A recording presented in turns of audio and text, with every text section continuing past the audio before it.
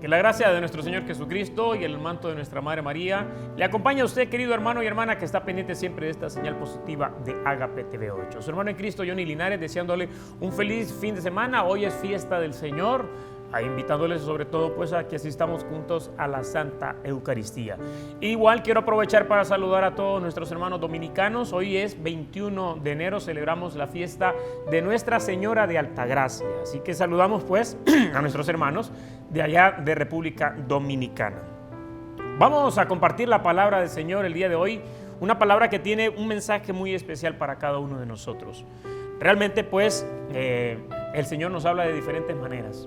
Y hoy creo en el Señor, pues, que le hablará a su corazón. Y vamos a comenzar, hermano y hermana, con la primera lectura que es tomada sobre el profeta Jonás. Y dice de la siguiente manera: en aquellos días, el Señor volvió a hablar a Jonás y le dijo: levántate y vete a Nínive, la gran capital, para anunciar ahí el mensaje que te voy a indicar. Se levantó Jonás y se fue a Nínive, como le había mandado el Señor. Nínive era una ciudad enorme. Hacían falta 3 días para recorrerla. Jonás caminó por la ciudad durante un día, pregonando: dentro de 40 días Nínive será destruida. Los ninivitas creyeron en Dios, ordenaron un ayuno y se vistieron de sayal, grandes y pequeños. Cuando Dios vio sus obras y cómo se convertían de su mala vida, cambió de parecer y no les mandó el castigo que había determinado imponerles. Palabra de Dios, te alabamos, Señor. Hermano, hermana, esta liturgia que vamos a compartir el día de hoy, especialmente con esta primera lectura que compartimos, pues nos ofrece este texto del libro de Jonás, un profeta que debía de ir a Nínive. Vamos a hablar un poquito de Nínive. Nínive en aquel entonces pues era la capital del imperio asirio. Esas casualidades, fue el imperio asirio quien destruyó al pueblo de Israel en tiempos de Sennacherib. Este pueblo, imperio era pues muy odiado, detestado por la mayoría de los judíos, especialmente porque lo consideraban pues un pueblo pagano. Y Nínive, como bien lo dice, era una ciudad totalmente enorme, era la capital del imperio asirio. Y este profeta Jonás, el mismo que había desobedecido en textos anteriores o días anteriores, ¿se recuerdan? El que se lo tragó la ballena, el mismo Jonás que no quiso hacerle caso al Señor, es el mismo que recibe este mensaje para ir a predicarle a estos paganos, a este próximo Sodoma y Gomorra que iba a ser destruido. Y él, en contra de su voluntad, porque bien lo dice más adelante el texto, él no estaba muy a gusto ir a predicarle a este pueblo. Él no estaba muy encantado de que estos tuvieran una oportunidad de salvarse. Y es aquí algo muy curioso, y es que el plan universal del Señor es nuestra salvación, es que todos nos salvemos, no solo los judíos. Jesús cambia de raíz todo esto, no lo cambia, sino que lo confirma totalmente.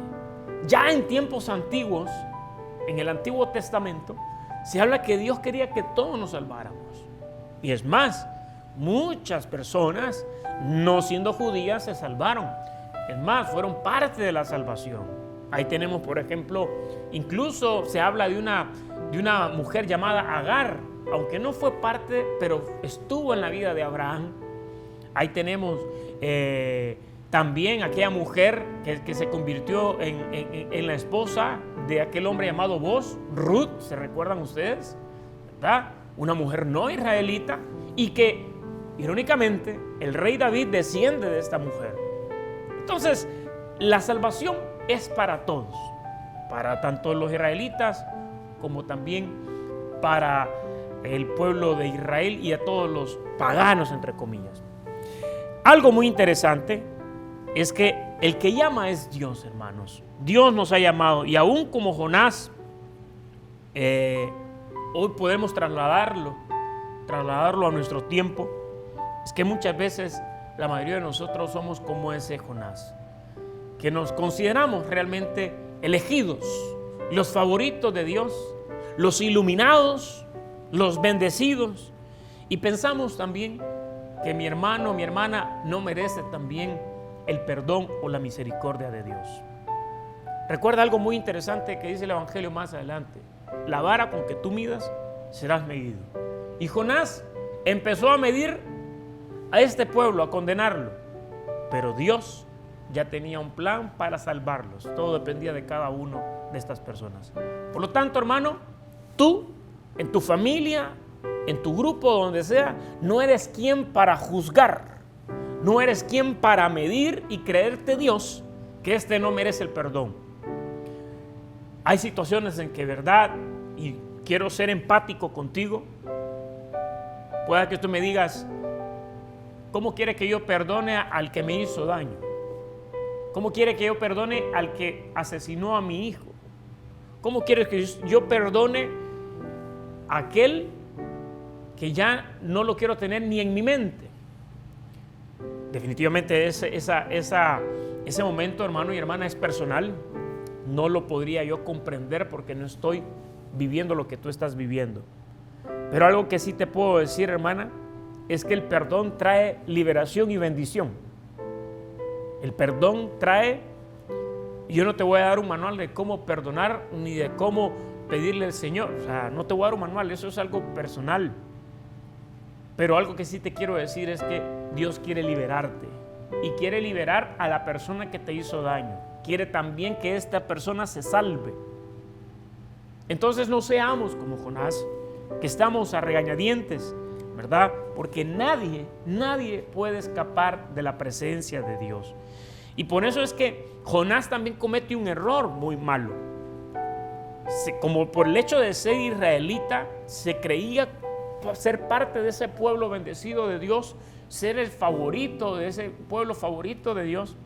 Y existía ese patriotismo falso, como le llamo yo.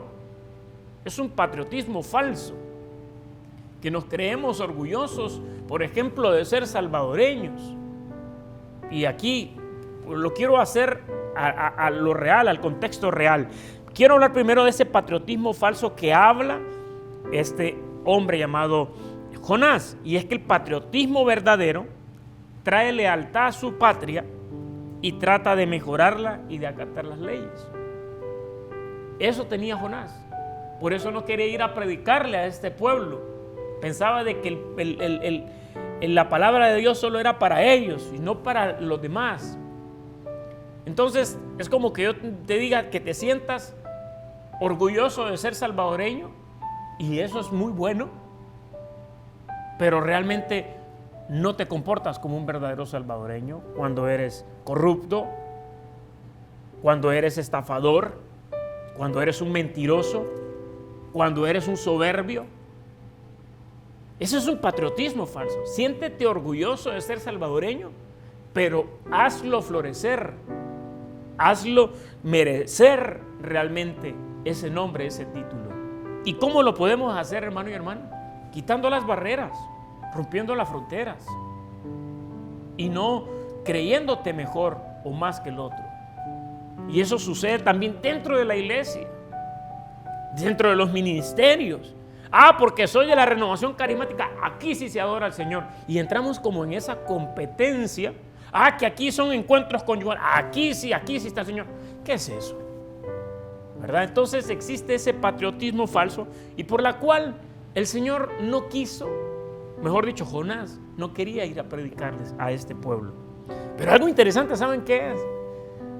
Jonás, muy en el fondo, sabía que Dios lo iba a perdonar. Por eso dijo: es que no lo voy a predicar, no le quiero ir a predicar, porque si le predico, yo sé que esto, si me hacen caso, el Señor los va a perdonar. Y yo lo que quiero es que los destruya, ¿verdad? Cualquiera debe haber querido que destruyeran al pueblo de Nínive, porque fue el que conquistó al pueblo de Israel, ese imperio asirio. Entonces Jonás, muy en el fondo, sabía que el Señor los iba a perdonar. Como lo hablábamos semanas anteriores, alégrate, hermano, cuando el Señor perdone y saque del abismo a uno que estaba pecando, a uno que se veía, a esa oveja perdida. Alégrate, dale gloria a Dios, porque Dios vio en él sembró en él esa nueva oportunidad de poder salvarse, de poder regenerar su vida. Entonces, hermanos, hay que aceptar esa voluntad divina. Venga en el momento indicado, aun cuando después de esa experiencia como la que tuvo Jonás, que una ballena lo tragó, aún así este hombre no quería hacer la voluntad divina. Hermano, que esas experiencias fuertes, y te lo hablo de una manera metafórica, tal vez tu ballena fue otra cosa, ¿verdad? Tal vez te tragó la depresión, tal vez saliste incluso del fondo del mar, saliste, qué sé yo, de la miseria, de la parte económica, de una enfermedad. Pues que esos momentos que nos sirven a nosotros para reconocer la gloria de Dios, que ahora en adelante pues aprendamos a cumplir la voluntad divina. Y hoy el Señor te pide, perdona y ora por tus enemigos. Ve y predícales, aún te hayan hecho daño, aún tú en tu interior, en tu subconsciente guardas incluso una heridita por ahí. Ve como Jonás a predicarle al pueblo de Nínive, porque ya quedan pocos días, quedan pocas horas para que la salvación venga a cada uno de nosotros. Bueno, así que hermano y hermana, que la gloria sea para el Señor. Vamos a compartir la segunda lectura que corresponde para el día de hoy.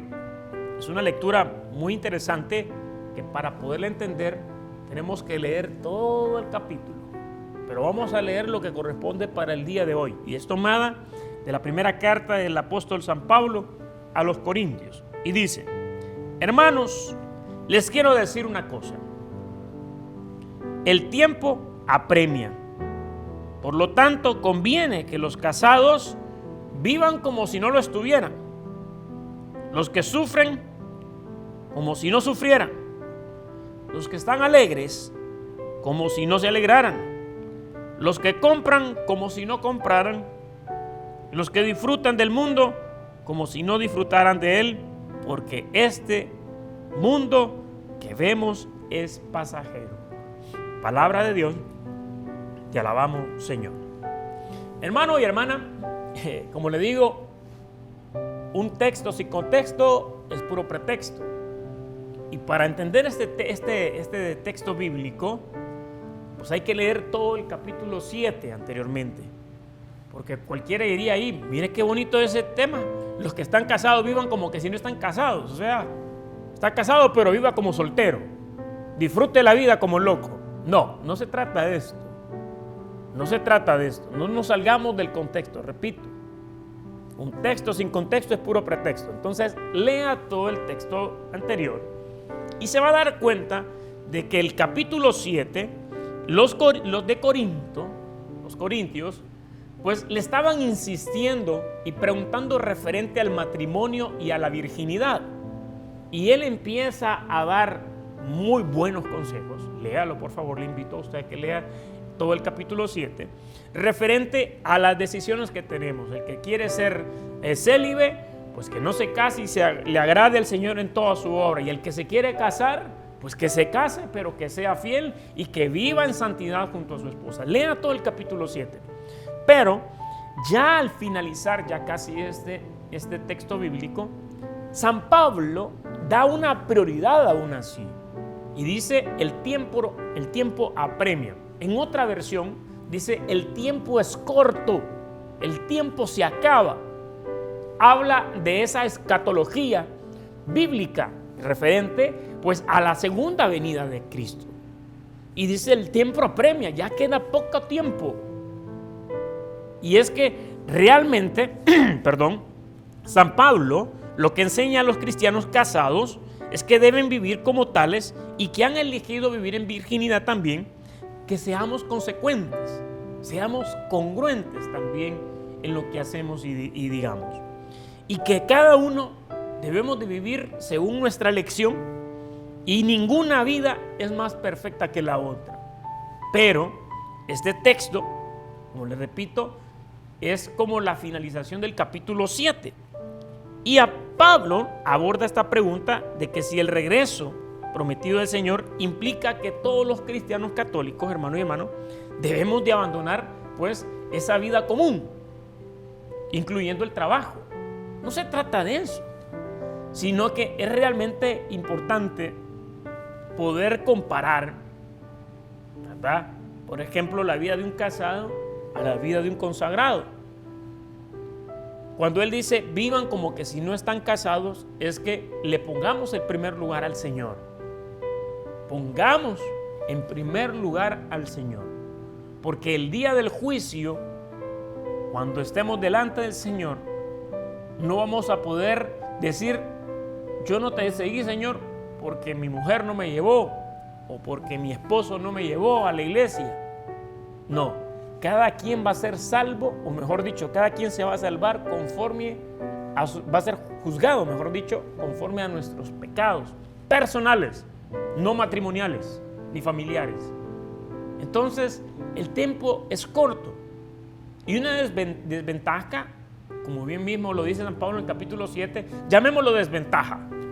O podríamos llamarle, qué sé yo, mejor quedémonos con la palabra desventaja. Es que los que somos casados, pues lógicamente, nuestra prioridad es la esposa y los hijos. Y como que se divide, aunque no se tiene que ser así, pero mientras que los consagrados están totalmente al servicio del Señor. La preocupación de ellos es servirle al Señor. Pero humanamente, el que está casado, su preocupación es su esposa y sus hijos, humanamente, lógicamente. Entonces, esa es como esa pequeña desventaja, pero como el tiempo es corto, dice San Pablo, los que están casados, no dice abandonen a sus mujeres y váyanse, no. Acuérdense, pongan al Señor de primero. El Señor, pues, por medio de San Pablo nos dice que es importante reconocer, hermano y hermana, que al final de los tiempos seremos juzgados personalmente. Y es que el texto de esta lectura de hoy también pretende hacer ver a la comunidad todas las preocupaciones de este mundo que muy frecuentemente nos hacen olvidar prácticamente, hermano, esa otra dimensión de nuestra vida, que es la vida espiritual o esa dimensión espiritual. Porque ya sean casados o no, tenemos que vivir en este mundo de armonía, en este mundo pues de espiritualidad y en este mundo también de esperanza. Hermano y hermana, repito, igual que San Pablo, el tiempo apremia. Hemos venido escuchando, y no quiero sonar muy amarillista ni escandaloso, pero como dice el famoso refrán, cuando el río suena, es que piedras trae. Hemos venido escuchando a través de predicadores, de sacerdotes, sobre pues el final de los tiempos, no el fin del mundo, sino el final de los tiempos. Y esa profecía sobre el final de los tiempos. Y esas apariciones que nos hablan, pues también del final de los tiempos. El tiempo apremia. Y es momento de ponernos en cuenta con el Señor, de confesarnos, de estar en gracia. Y como la misma Virgen María dice, el final de los tiempos y mi inmaculado corazón triunfará. Porque el triunfo del Inmaculado Corazón de María es el triunfo de Jesús, es el triunfo de Dios. Ella es como esa nueva San Juan Bautista que viene a preparar el camino del Señor. También para que nosotros en estos últimos tiempos estemos en cuenta con el Señor. Vamos a continuar, hermanos, con la reflexión del Evangelio. Y el Evangelio es tomado según San Marcos, capítulo 1, versículo 14 al 20. Y lo leemos en el nombre del Padre, del Hijo y del Espíritu Santo. Amén. Después de que arrestaron a Juan el Bautista, Jesús se fue a Galilea a predicar el Evangelio de Dios y decía: se ha cumplido el tiempo y el reino de Dios ya está cerca. Conviértanse y crean en el Evangelio. Caminaba Jesús por la orilla del lago de Galilea cuando vio a Simón y a su hermano Andrés. echando las redes en el lago, pues eran pescadores. Jesús les dijo: síganme y haré de ustedes pescadores de hombres. Inmediatamente dejaron las redes y lo siguieron. Un poco más adelante, vio a Santiago y a Juan, hijos de Zebedeo, que estaban en una barca remendando sus redes. Los llamó y ellos, dejando en la barca a su padre con los trabajadores, se fueron con Jesús. Palabra de Dios. Gloria y honor a ti, Señor Jesús. Aquí hay un título muy importante, aparte de que llama a estos discípulos, pues está el título importante, que Dios nos llama a todos a ser pescadores de hombres, o sea, pescadores de almas. Es muy interesante, pues, y sobre todo importante analizar qué implica el ser un verdadero pescador de hombres. El trabajo que conlleva, porque no es fácil. El riesgo, porque también lleva un riesgo. Pero lo más bonito, la promesa y los regalos que Dios da cuando decides seguirlo y convertirte en un pescador o una pescadora de hombres o de almas, para que me entiendas. Y hay 4 formas en las que podemos analizar o tomar en cuenta para poder ser pescadores de hombres. Quiero empezar con la primera, y es que para ser pescador, ojo, quiero poner en comparación como lo que es ser un pescador. Yo no soy pescador profesional de peces, ¿verdad? Pero sí he tenido esa oportunidad una vez que otra, el poder ir a pescar con algunos amigos. Y realmente el pescar es un arte y se requiere de muchas cosas que la mayoría de nosotros no tenemos. Y ya lo voy a decir qué es. Por eso, en primer lugar, para ir a pescar hombres o almas, hermano y hermana, pues hay que ir a donde está la gente. ¿Me entiendes? Para ir a pescar hay que adentrarse al lago, al río. Hay que tirar las redes o tirar el anzuelo hacia el fondo. No tirarlo ahí a la orilla, porque a la orillita solo llegan ¿qué? Larvas. Para tirarlo hay que tirarlo al fondo para encontrar. Entonces no se pesca tampoco en un barril, se necesita red. Tienes que ir donde están los peces, hermano. Y esto también es cierto para el evangelio. Necesitas ir a la gente. Realmente no tienes que ir tan lejos. Tenemos que acercarnos, tener un encuentro con esa persona. Pero lastimosamente hay personas que se quedaron pescando en la orilla. Piensan que mandando un texto de WhatsApp ya están siendo evangelizadores. Piensan de que compartiendo una imagen con una frase muy linda en las redes sociales, wow, ya cumplí con ser pescador, allá aquel que no quiere escuchar. No, mi hermano, eso no es ser un pescador de hombres. Hay que ir donde están las personas. Hay que acercarnos, tener un contacto visual con esta persona que nos escuche. Por eso hay muchas también en los ministerios, en nuestras parroquias, se quedaron pescando en la orilla. ¿Por qué? Porque se conformaron simplemente con hacer asambleas y grupos en su parroquia, pero se les olvidó salir a las calles.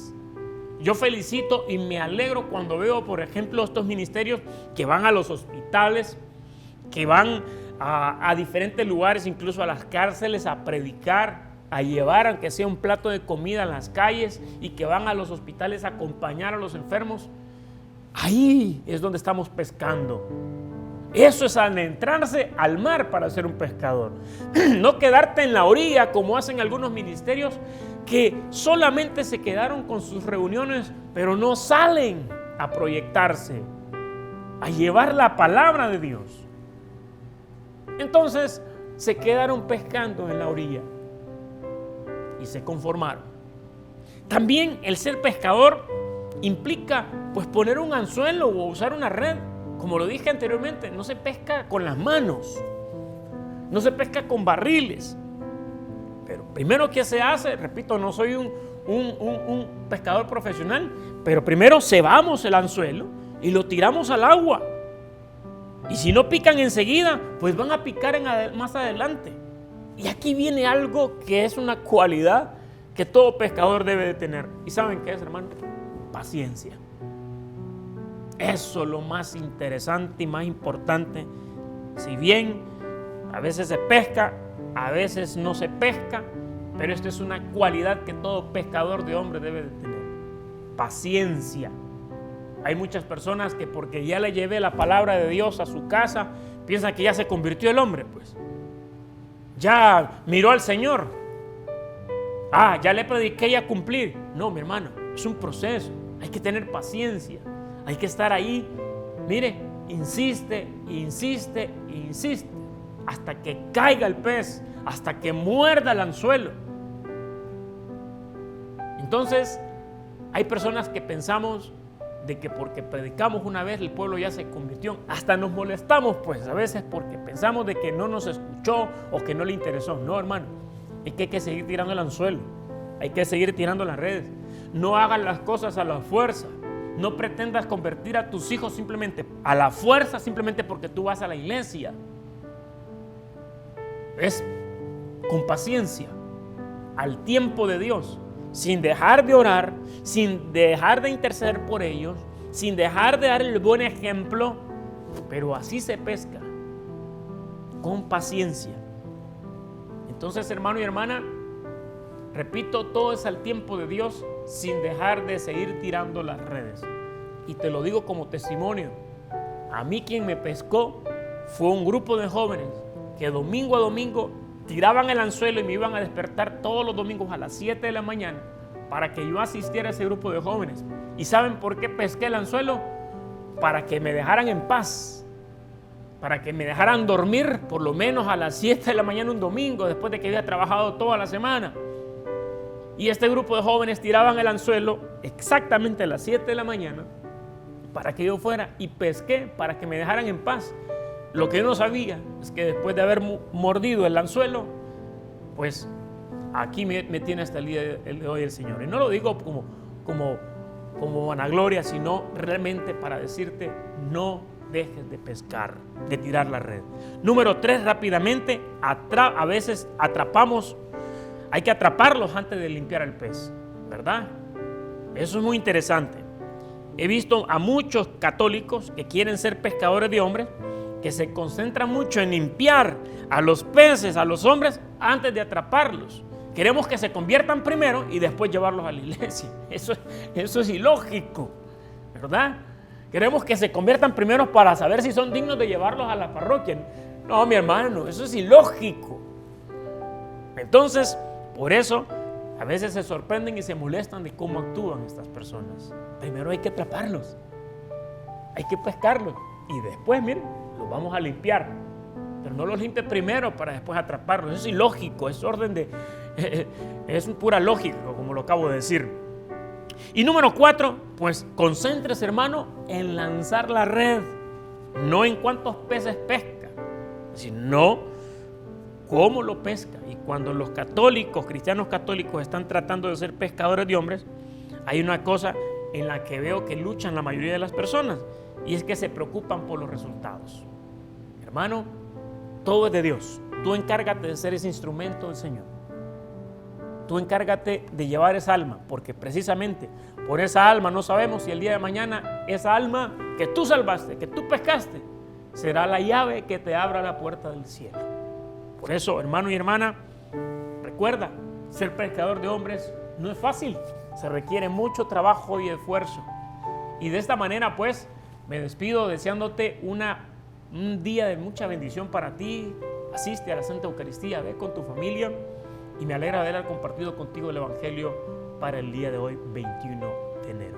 Sigue en compañía de Agape TV 8, siempre con tu señal positiva. Dios te bendice.